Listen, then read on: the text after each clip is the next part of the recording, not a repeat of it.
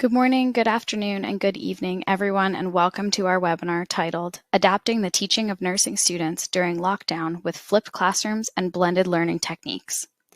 This webinar has been sponsored by AD Instruments, so a big thank you to them for helping to make this event possible. Joining us today, we're fortunate to have Ricci Wesselink from Wintec in Hamilton, New Zealand. Ricci will discuss how the pandemic affected the way she teaches and the tools she uses to create a successful learning environment for her students. I'm Sarah McFarland from the events team here at Inside Scientific, and I'm very pleased to be your host for today's event. Before we get started, I would like to share a couple housekeeping notes to help you get the most out of the webinar today. So first, this webinar is being recorded and resources will be made available following the event. Next, if the webinar panels look too big or too small, you can zoom in or out in your internet browser to adjust the viewing area. You can also resize some of these panels or make the media panel full screen. Please send us questions, thoughts, and comments in the Ask a Question box next to the media window at any time. You can also take a look at the resources panel where you'll find a few links and suggested readings associated with today's event. We will also be running a number of audience polls during the webinar and a survey at the end, so please chime in and share your perspectives with us. And finally, if you do happen to experience any technical issues during the event, the easy fix tends to be a simple refresh of the webinar auditorium page by refreshing your browser. This should successfully reestablish your streaming connection so you can hear us clearly. However, if this doesn't work and you continue to have issues, just use the Ask a Question panel here to communicate your issue with the team, and we will help to get you back up and running. So before we start our presentation today, we are going to run some quick audience polls. So in light of the pandemic, which of the following best describes your current approach to teaching? And then you can choose one of the following: in-person teaching, remote or online teaching, or a hybrid of both. And once I have answers from almost everybody, I will move to the next poll.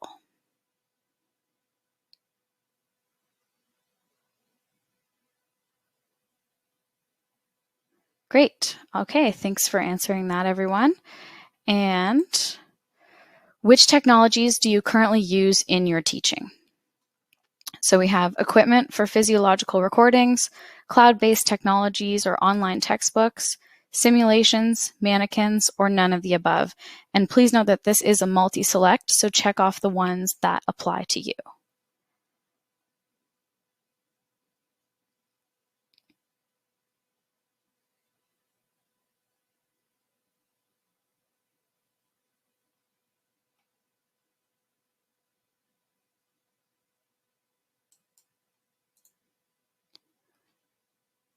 All right, it looks like we have answers from almost everybody, so thank you so much for answering those polls.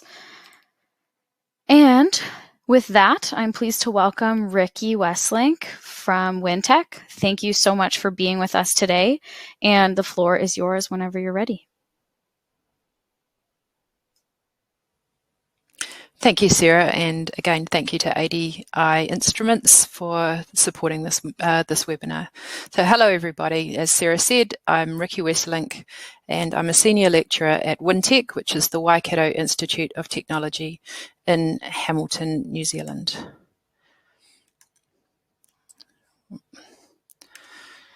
So Wintec has recently become part of the New Zealand Institute of Skills and Technology, also known as Te Pukenga. In New Zealand, industry training providers such as Wintec offer certificate, diploma, degree, and postgraduate programs. New Zealand, or Aotearoa, has a total population of 5 million people. It's a bicultural country with the Treaty of Waitangi signed in 1840, describing the unique relationship between the indigenous Māori people and other non-Māori people. Māori make up 16.5% of New Zealand's population. So Wintec is in Hamilton. Hamilton is in the Waikato region, shown in green here. It's the Waikato region's largest city, and with a population of 230,000 is New Zealand's fourth largest city. I'm part of the Centre for Health and Social Practice at Wintec. Amongst other programs, we offer a Bachelor of Nursing, and we have twice yearly intakes, so one in February and one in July, of 70 to 150 students. We also offer a Bachelor of Midwifery, and we have one yearly intake of 45 to 75 students. Our newest degree is the Bachelor of Physiotherapy. At this point in time, we have a yearly intake of 30 students. I'm one of a 5-member health science team within the Centre for Health and Social Practice. We have a combination of nursing and science tutors in our team, and I teach approximately 300 students per year. In order to give you more of a context, I thought I'd give you a general brief description of our students. Our students are quite diverse. Their ages vary from 17-year-olds that are leaving school through to 50-year-olds that may be returning to education. They have a variety of educational backgrounds and are at different stages in their life and have obviously had different experiences. Many are school leavers and some are parents of young children. Some have been through our foundation or bridging courses.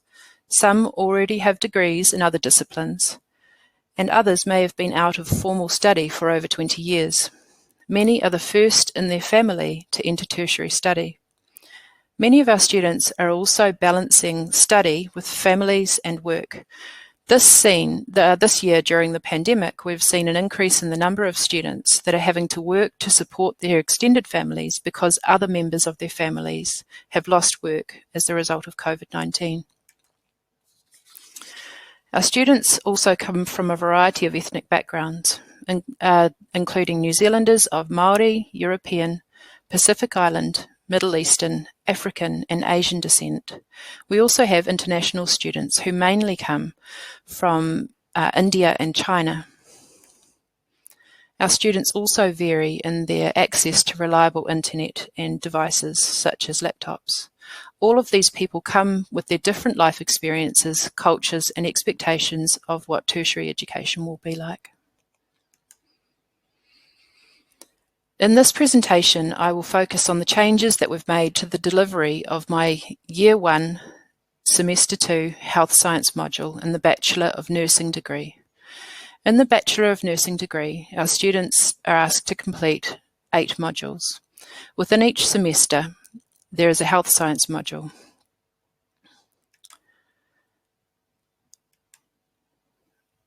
As mentioned earlier, we have 2 intakes per year in the Bachelor of Nursing degree. So a Semester A intake in February and a Semester B intake in July. Each of these has 70 to 150 students. The focus of my module, so the Semester 2 Health Science module, which is 15 weeks long, is the teaching of, so I coordinate this module and I'm the main tutor on it. So we teach the anatomy and physiology of a variety of body systems, also an introduction to genetics. We teach microbiology, some biochemistry and some pharmacology. In this presentation, I'll divide it into 2 parts. The first part, Part 1, will focus on the transition from traditional to blended and flipped learning, our reflections on that process, and the impact that that had on student academic results between 2016 and 2019. And the second half of the presentation will focus on the changes that were made to the delivery of our courses as a result of the pandemic, and also the changes to assessment. We'll also have a look at what's working well and what the challenges are, and the things that we've learned as a result of this. Before 2017, we taught traditionally. So for us, this meant that all students in a cohort came to a 2-hour lecture in a lecture theatre. And as tutors, we used PowerPoint as a resource in our lectures, and the whiteboard, and students wrote their own notes either on their own laptop or on paper. Following this, the students went to a lab or tutorial class where we were fortunate enough to be working with groups of up to 20 students, and they were working through a paper-based lab sheet. After this, the students were expected to do homework, so they were given a paper homework sheet and they completed that after class.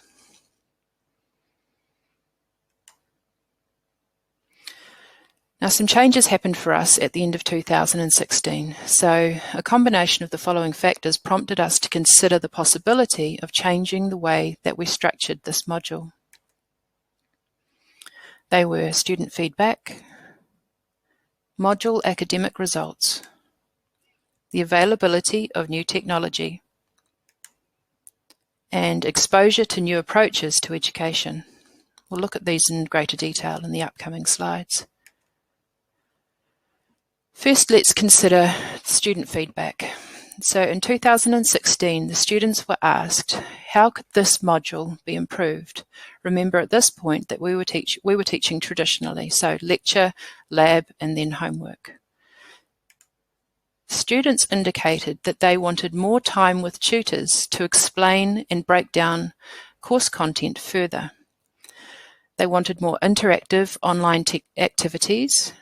They wanted more pictures and references. They wanted more variety in content, more practice exams and questions, and feedback on homework. They rightly said that not all people learn the same way. They also told us that they wanted less surplus information and less wordy lectures.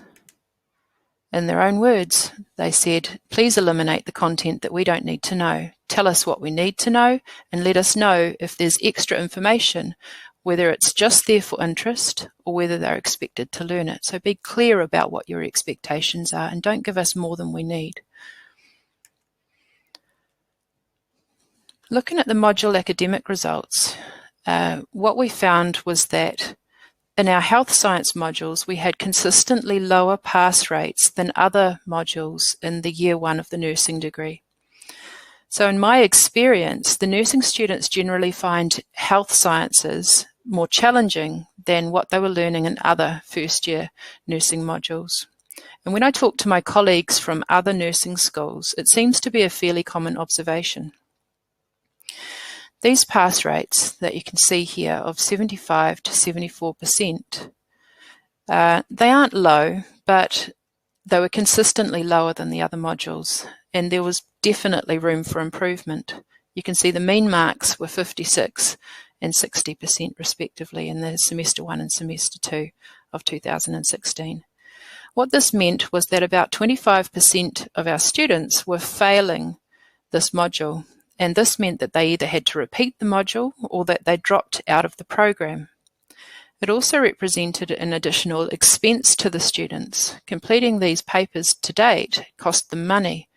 It would be wrong for them not to get some benefit from that.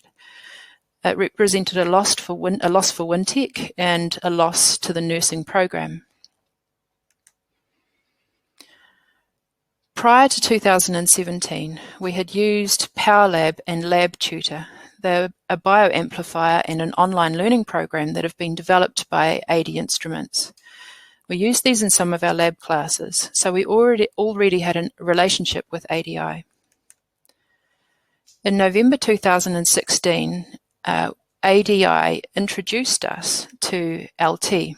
So LT is an online learning platform that allowed us to easily author our own lessons and create a variety of learning activities and questions within those lessons that encouraged students to be actively involved in their learning. It also provided a bank of ready-made lessons and clinical case studies that could be used to illustrate the application of what they were learning to clinical scenarios.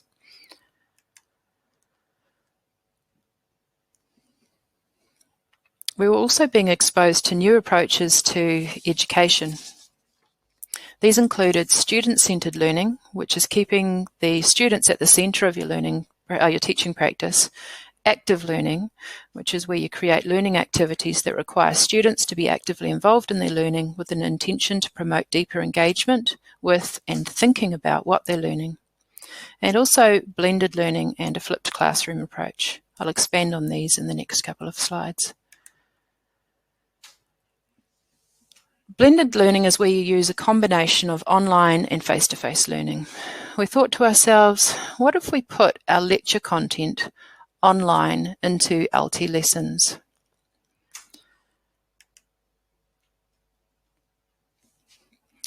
We also thought to ourselves, what if we asked the students to study module content before we saw them? That way we could spend our time answering questions and clarifying understanding in class time. We found out later that this was called a flipped classroom approach.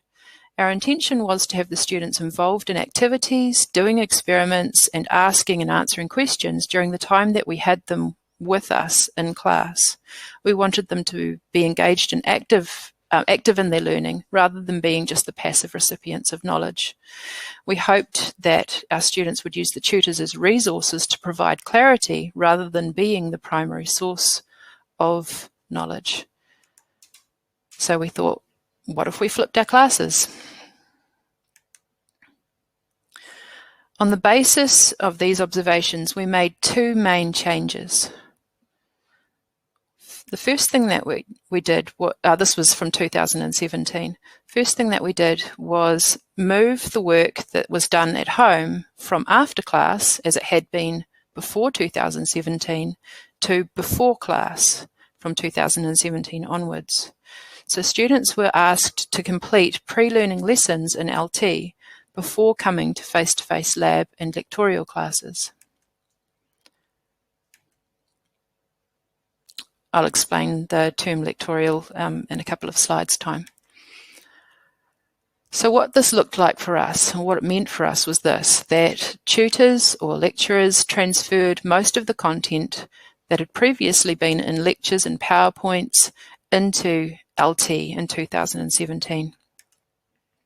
This wasn't just a matter of taking our PowerPoint slides with their bullet points and putting them into an online platform. We needed to think about what the LT platform allowed us to do that was different, and how we could ask the students to think about what they were learning as they went, rather than just reading through effectively PowerPoint slides. The next thing that we did was take the information that was in the lab worksheets and transfer this into LT as well. The third thing we did was add a lectorial component, and again I'll explain more about this soon. But basically we created questions and activities in LT that the students were able to work through.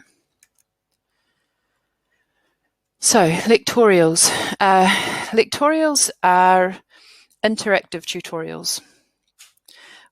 What we did was move out of the lecture theatres and into flat rooms, and this changed the dynamic between the tutors and the students.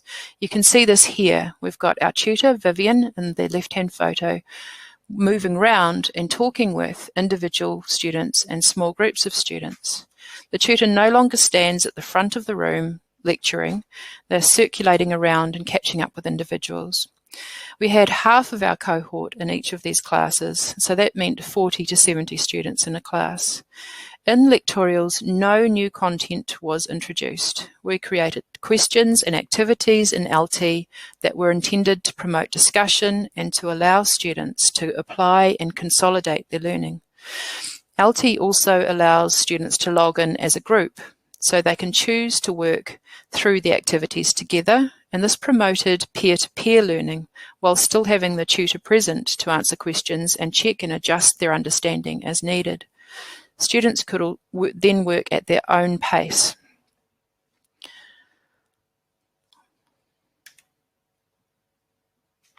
I'm going to use the example of the inflammation process to illustrate how teaching has changed before and after 2017 for us. What you can see on this slide is one of 3 PowerPoint slides that I used in my immune system lectures in 2015 and 2016. to describe the inflammation process. It's linear, it's bullet pointed, it's logical, but it's not particularly interactive.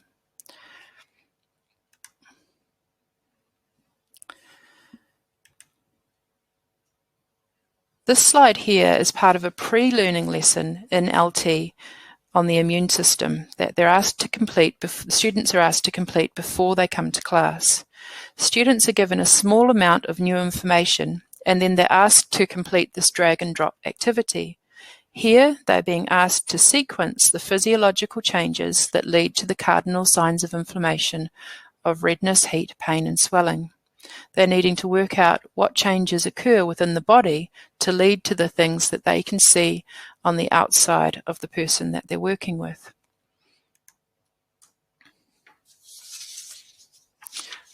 Just if I go back to that previous slide, what you can see at the bottom there is a check answer box.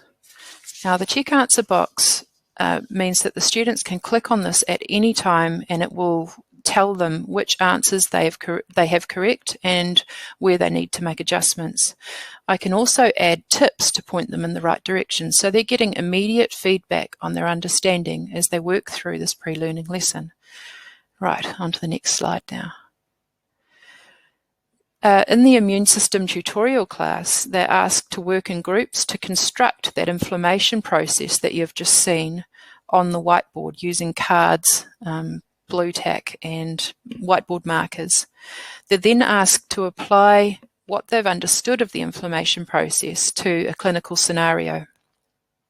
In this case, what we've got is an audio file where an 11-year-old girl describes how she burned her foot in hot water. My goal here was to create variety in delivery.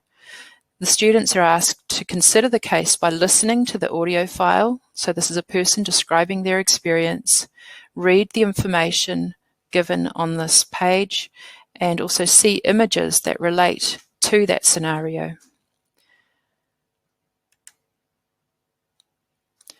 They're then asked to consider inflammation from the presenting signs and work backward to the physiological changes that caused them. So here you can see a diagram of a burnt foot. So it's red and it's hot. You'd want them to identify that it's red and hot.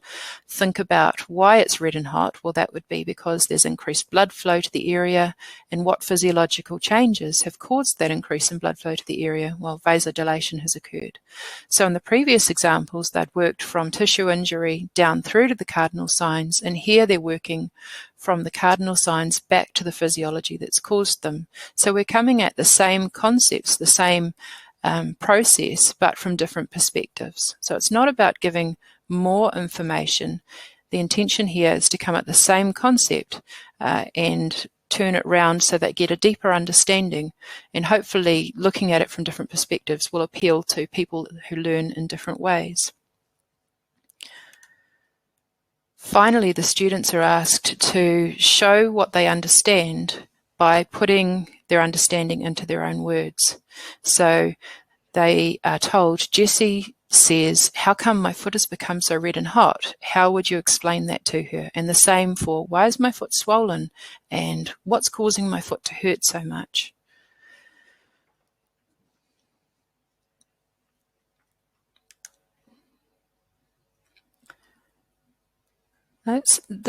I'll describe now our reflections on this process. So we found that the tutors enjoyed being released from the front of the class to interact with students. I don't know about you, but when I'm lecturing, I can get the false impression that the class is understanding because I have confident students that will ask and answer most questions that I ask. When I'm working in the ways described here, I'm working with smaller groups when we're face-to-face, and that allows me to move around and get next to each individual students and be able to gauge where they're at with their learning, where they need support, and give them encouragement when they're going in the right direction. I found this a lot more satisfying as a tutor. We were able to add, because we had this online learning program, more videos, more diagrams, and more activities. So there was a variety of content, a variety of approaches to learning each topic. The online activities and questions provided students with immediate feedback on their understanding. So they were able to answer questions that had model answers with them in the pre-learning. In the tutorials, the tutors were present and their peers were present, so they could check their understanding there. So they were finding out whether they were on the right track regularly and through a variety of different sources. And it also allowed students flexibility about where and when they learned. So having the content online meant that if they weren't able to make it to a lecture, they didn't miss out. They had the pre-learning lessons there available for them. They weren't fixed to a particular 2-hour block of time on a particular day of the week. And this meant that they could work around their families and their work more effectively.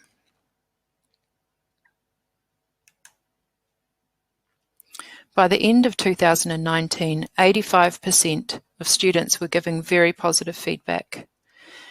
So we felt as though we were headed in the right direction. It was certainly good to hear that what we were doing was working well for the majority of students. This graph shows the pass rates in the Semester 2 Health Science module that I coordinate over 8 cohorts in 4 years. The different colours represent different years. So 2016, this was before we made the changes, is shown in black. You can see 2 bars representing the Semester A and the Semester B results. 2017 is shown in blue, again 2 semesters worth. 2018 in red and 2019 in yellow. Although these results have not been statistically analysed yet, you can see that there is a strong indication that the overall module pass rate, so the number of students that got 50% or greater, has increased over the 4 years shown here compared with 2016. We found these results encouraging and interpret them as indicating that the changes that we had made were working for a greater number of students and certainly hadn't done harm.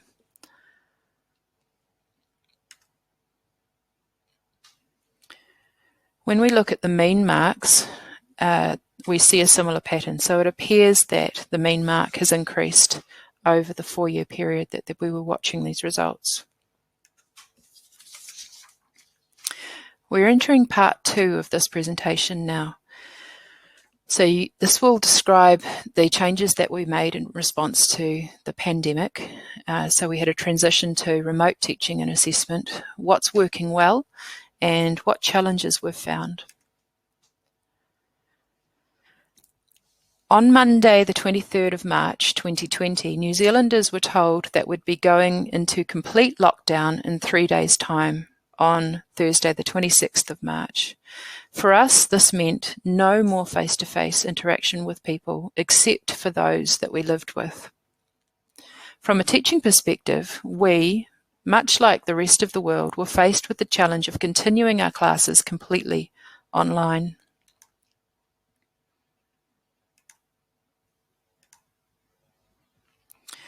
We were in a good position, having previously transferred most of our course content into online lessons in LT. Students were also already familiar with working in an online environment.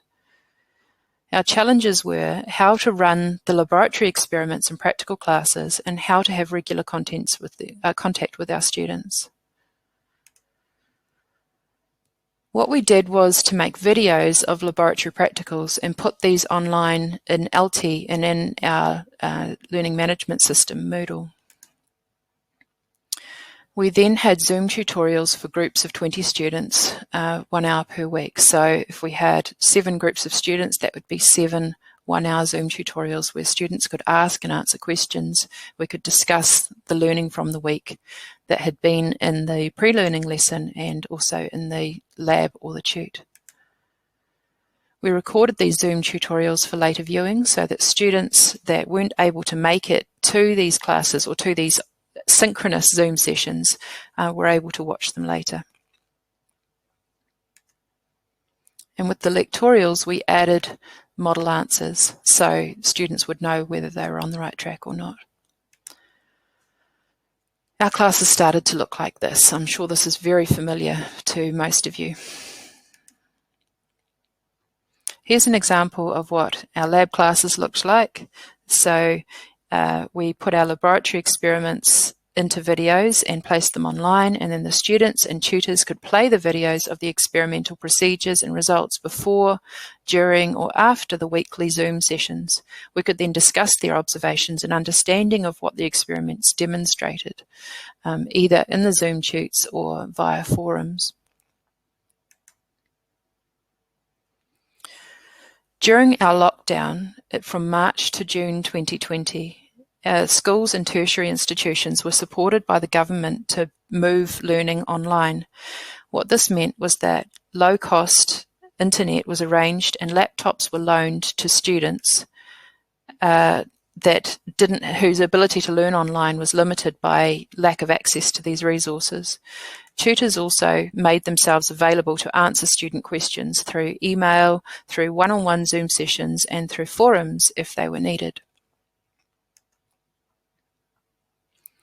Wintec asked all students to complete 5 surveys, known as pulse surveys, about how they were coping under lockdown. The response rates varied from 23 to 29% of students. This graph shows student responses from nursing students in all 3 years to the last 3 pulse surveys. The last 3 pulse surveys were held on the 24th of April, the 8th of May, and the 22nd of May. So that's in yellow, blue, and grey respectively. What they found was that about 79% of students felt that they were engaged in their overall learning when learning completely remotely. About 83% of students had the resources and internet stability that they required to learn. About 75% of students felt prepared for and able to complete their assignments. About 86% felt that they had a good understanding of course content. And again, about 86% felt that they had enough time with their tutors to feel connected to their tutors and informed about what they were expected to do in their courses. These graphs show that while most students were able to focus, some found it difficult. About 8% of students were struggling to focus during lockdown. What I witnessed during some of my Zoom sessions was students trying to focus in a room shared by family and being interrupted, and in some cases climbed over by young children. More than one student moved their computer into the car garage in order to get the peace and quiet that they needed to listen and to study. I'm sure this has been a similar experience for many other people.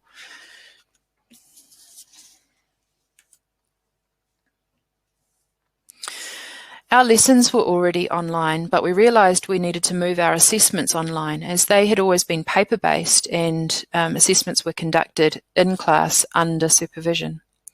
My course was assessed in 2 tests, both of which had multiple choice and short answer questions. A staff member was paid to transfer the tests into Moodle, which is our online student management system, and the students sat both tests on their own laptop computers at home. Again, a scenario that I'm sure is very familiar for many people. We attempted to minimise the likelihood of students cheating and sharing answers by shuffling multiple choice questions and then shuffling the answer options within each question, and by limiting the time available for students to complete each test. In the future, we intend to create online test banks and create multiple versions of each test to further decrease the likelihood of students cheating, I suppose, successfully. We wanted to know whether going into lockdown and having learning and assessment completed remotely had adversely affected our students' learning.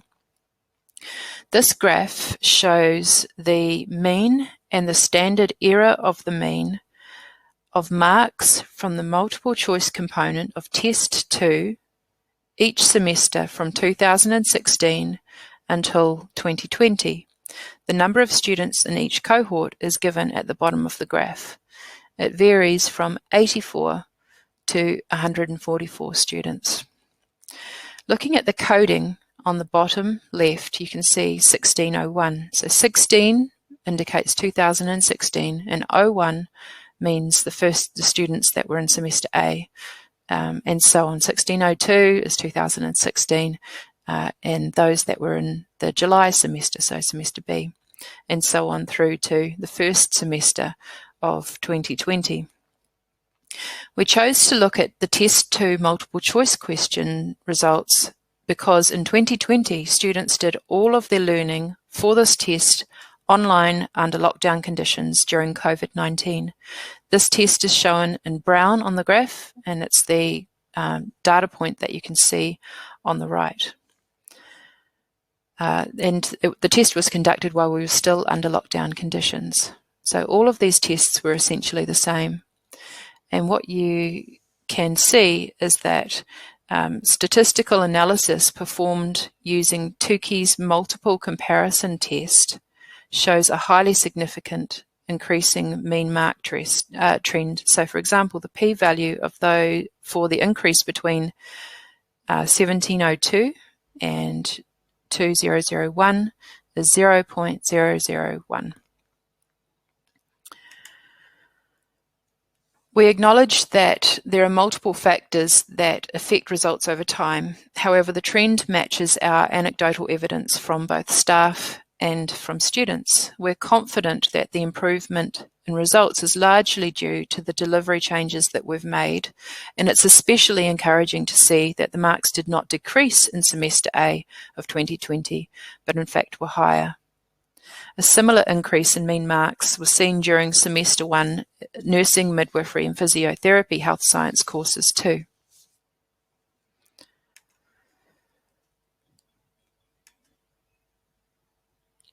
This is the same graph of pass rates that you were shown earlier with an addition of the semester A 2020 data. So you can see that the pass rate for last semester was 97%. Here again are the mean marks over the same time period with the inclusion of our semester A 2020 marks, where the mean mark is now 73%. Again, while the reasons for this will be multifactorial, contributing factors may include students, particularly those without young families, having more time to study under Level 4 lockdown, recordings of videos allowing the students to revisit these lessons at the times that suited them, and they also used them for revision before tests. And we also need to acknowledge the potential for cheating while sitting tests at home online. So what have we learnt? We've learnt that online lessons in LT and videos allow flexibility for students.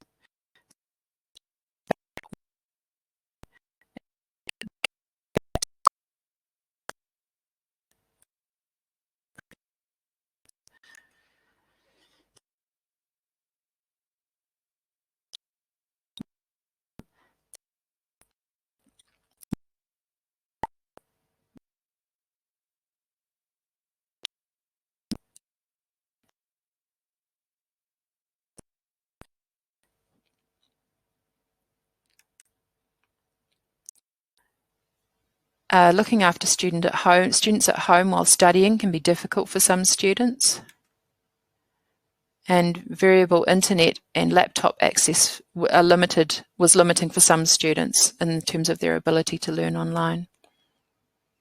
Despite all of those difficulties or the unusual circumstances that we were all living through, the students were still learning well. We think that online assessment is a very practical and effective option for multiple choice and short answer questions. However, in future, we need to be thinking very carefully about the wording of test questions to make them less Googleable, if that's a term, if the tests are unsupervised, and we need to make sure that we restrict the time allowed for each test component. Shuffling questions and creation of test banks and multiple versions of each test are likely to reduce students' ability to cheat successfully during tests. We took this learning into semester B this year. We still asked students to complete what we were calling pre-learning lessons at home before classes. What we did with our previously either lab or lectorial classes was split them. So each week we're giving the students a 2-hour tutorial class that's in where the activities and the questions are in LT, and it's delivered face-to-face in groups of 20 students. We thought carefully about our lab classes and about which parts of the labs needed to be which aspects of our old lab classes needed to be conducted in wet labs. We condensed those labs down. So the experiments where we were using solutions, body parts, body fluids, models and things like that were kept within lab classes, and anything that didn't need strictly to be done in a lab class was shifted into a tutorial class. So now we had a 2-hour tutorial weekly and 4 3-hour labs per semester. So while the students were in those labs, they were studying the practical aspects of the classes and things that needed to be conducted within a lab class. Then we added extra questions in LT, which were optional for those students that wanted extra information.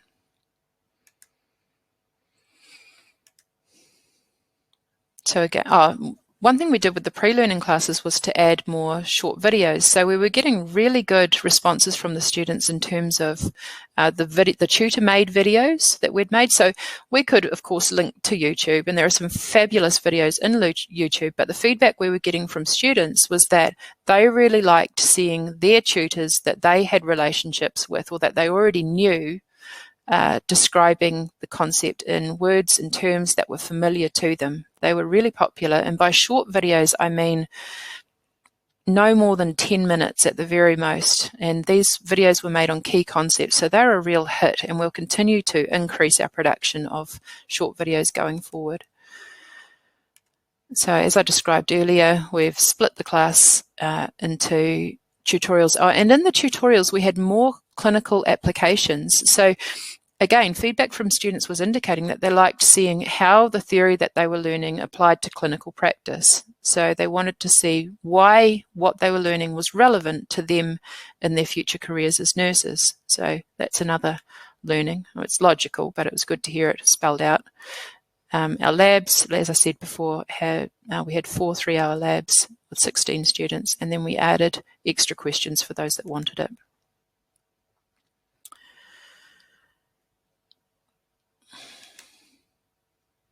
We also changed our assessments so that instead of having 2 tests, we had 3 tests, and they were spread evenly over the semester. Now, the intention of doing this was to spread the assessment load, but also to provide students with early feedback on how they were doing. So they would have their first test 5 weeks into their 15-week semester, and this would give them an idea of whether what they were doing, how they were studying, how they were learning was working for them, or whether it wasn't, and whether they needed to adjust their approach to learning. Now, in August, we went into a low-level lockdown that allowed people who were unwell or potentially susceptible to COVID to stay home. We responded to this by offering students the choice in their tutorial classes of either attending a regular face-to-face class as usual, or to take the remote option. So for us, this meant that I recorded myself discussing the lectorial questions, and then, so this was done before class, so pre-recorded, and then put that online because we were still having to run our face-to-face classes, so we needed to have something available for students that weren't present in class. We were interested to see which of these methods of deliveries would be more popular with the students. And what we found was that about 4/5 of students chose the online option. We weren't sure how this would go, while 1/5 of the students chose to attend the face-to-face classes still. An interesting observation was that almost all of the students that identify as Māori opted to attend face-to-face tutorials. The reasons for this will be multifactorial, but will most likely include a preference for working together in a supportive group. Some of these students had limited home access to the internet, and some stated that they were more able to focus on their studies when they were in class. So they definitely preferred learning in class with their classmates than learning by themselves at home. So what's working well? Well, we've found that delivering health science courses through the COVID-19 pandemic requires that our course structure is flexible and allows it to easily move between face-to-face and online delivery. We will continue to keep all of our module content in LT. And we'll also investigate further technologies for making online assessments more secure. We're going to create more short videos of the tutors explaining key concepts and add these to LT lessons. As I said before, they're very well received by our students. We'll continue to use more clinical examples of clinical application examples to demonstrate application of learned theory.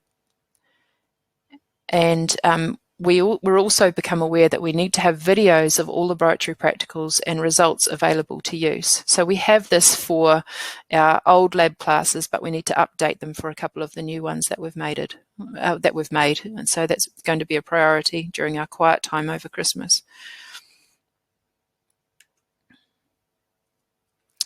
Well, points to ponder. So going forward,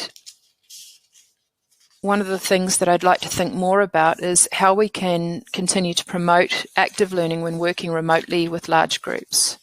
I've been attending a Brain Trust event recently, and this has been a big point for discussion. So how to do this well when working with large groups.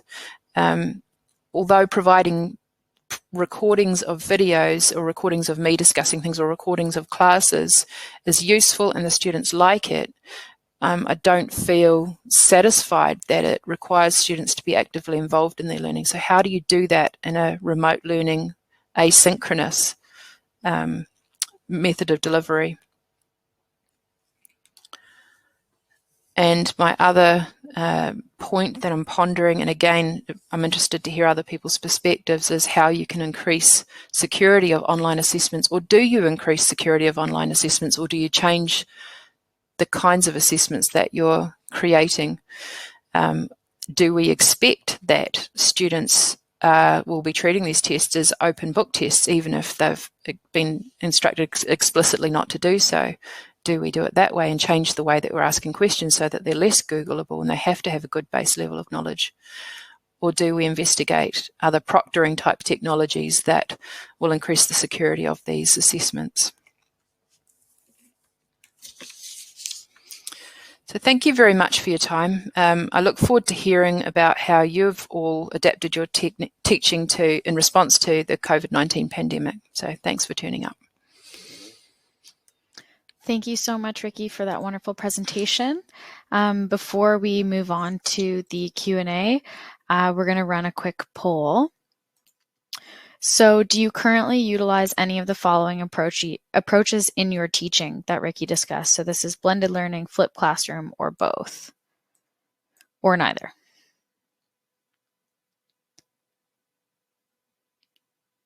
And as soon as we have most of the answers in, I will move on to the Q&A with Ricci.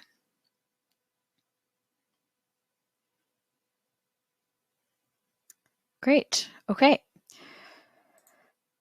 So, Ricci, thank you again for that wonderful presentation. We have a question here from Mike. It is asking if there's any advice for other educators who are just embarking on revamping their approach. Thank you for your question, Mike. What I would say is that when you're changing the way that you are approaching your teaching, particularly if you're moving from lecturing with PowerPoint, for example, into an online learning program like LT, is not to take your PowerPoints and put them straight into the online learning platform. Think about how you can engage the students, so how you can make their learning process more active, transform statements into questions, transform pictures into activities. So it's not just a take your PowerPoint and put it so it becomes effectively an online textbook into your new online learning platform. Great. And then we have another question here. It says, what prompted you to take another look at your approach to teaching at Wintec prior to the pandemic? Prior to the pandemic, so that would be at the end of 2016. So the main thing that prompted us to change our approach was the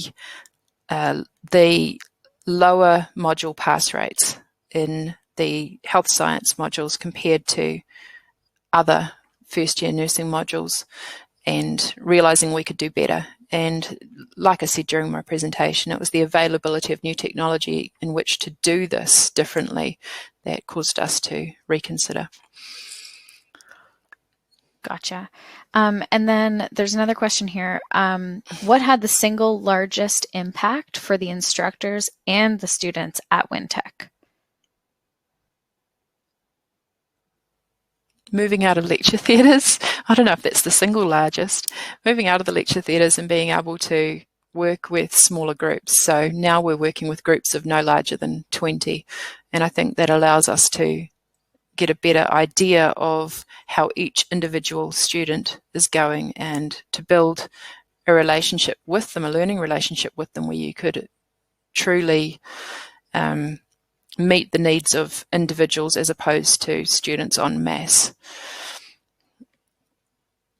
That makes sense. And then we have two questions sort of back to back. I'll ask you the first one. Can you expand on your teaching of hands-on laboratory concepts during the pandemic? Hands-on or hands-off? Hands-on. Hands-on laboratory content.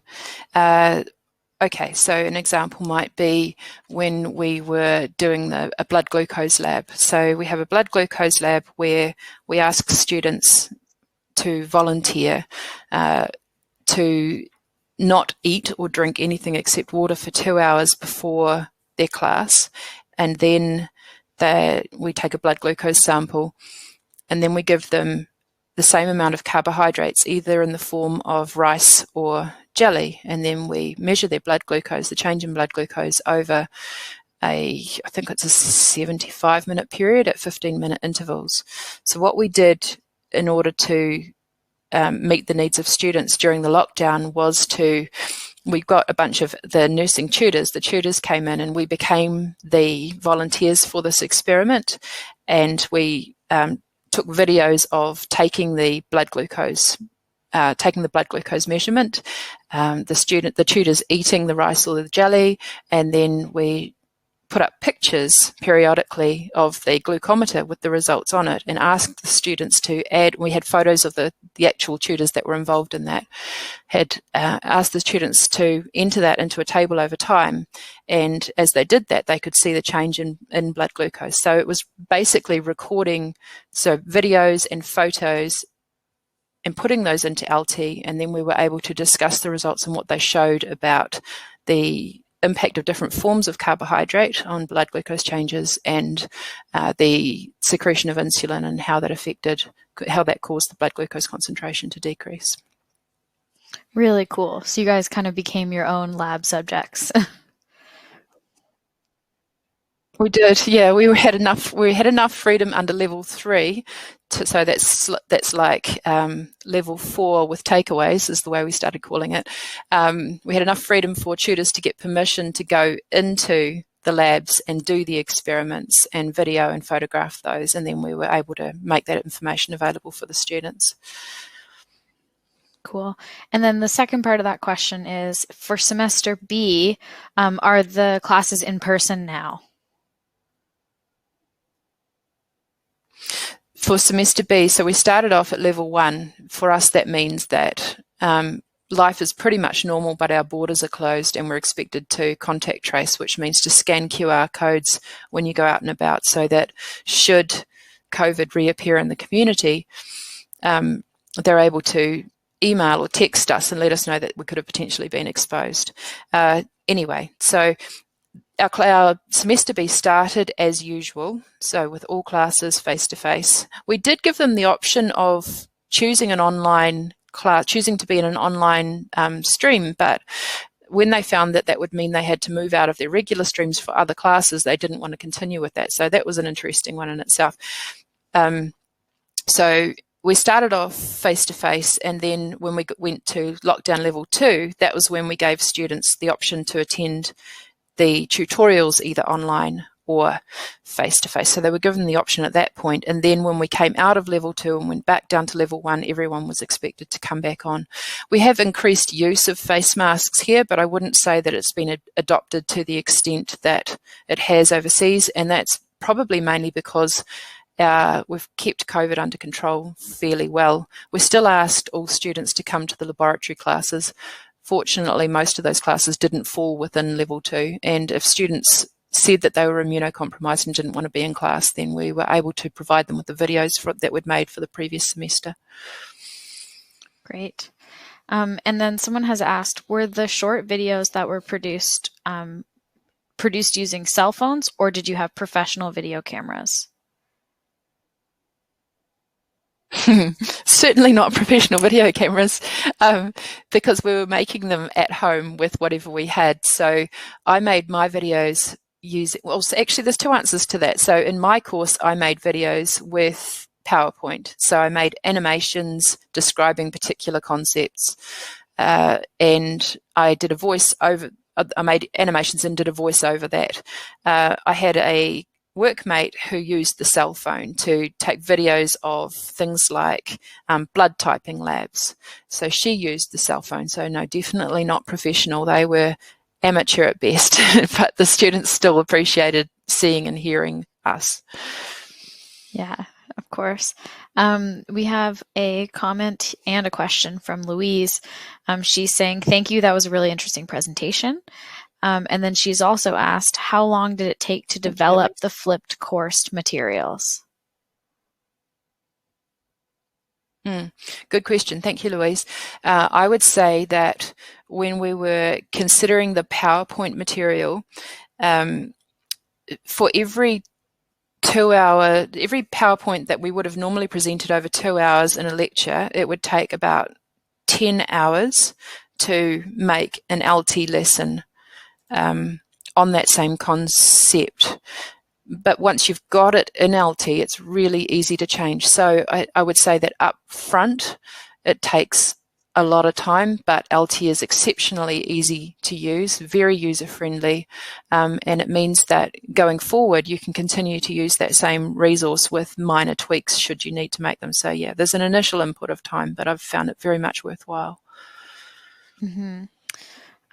We have maybe one last question, maybe two. So Rosalie has asked, or has mentioned that her main difficulty today in COVID is to assess students using a remote learning. Do you have any advice for remote assessments? Geez, we're very much beginners when it comes to remote assessments, Rosalie. And it's something that seems to be a hot topic at the webinar conference I've been attending lately. And people's solutions vary from where they're able to bring people in, bringing them in and getting them to do the assessments in class, but spreading them out. So having them over several classes, to having proctoring technologies that watch what's going on. To other people's approaches seem to be just assume that they're going to look at other resources other than just using their memory and adapt your questions so that they're less Googleable, if that makes sense. What I'm tending towards is the last approach I described, where we won't say explicitly this is an open book test, but we will write questions using more images.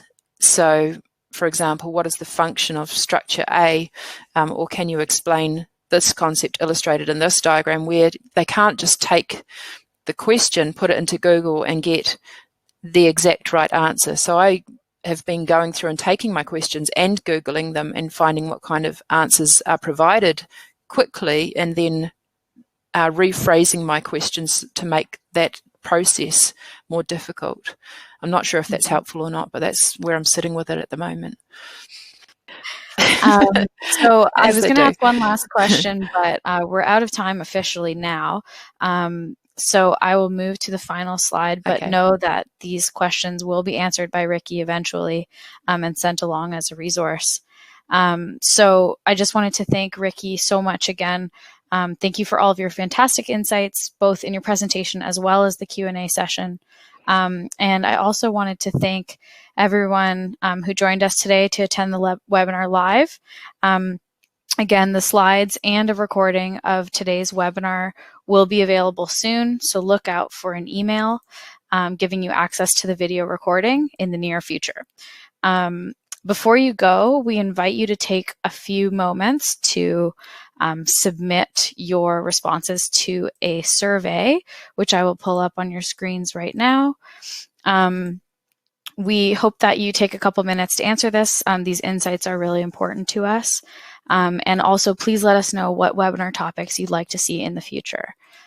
Finally, if you have any questions for Ricci still, please feel free to submit them now using the Ask a Question panel, and we'll make sure to forward them along to her for our Q&A answered report that will come out in a couple weeks. In closing, thank you so much again for taking part in this webinar, and thank you again to 80 Instruments for sponsoring it, and we look forward to having you with us again soon. Have a good night, everyone.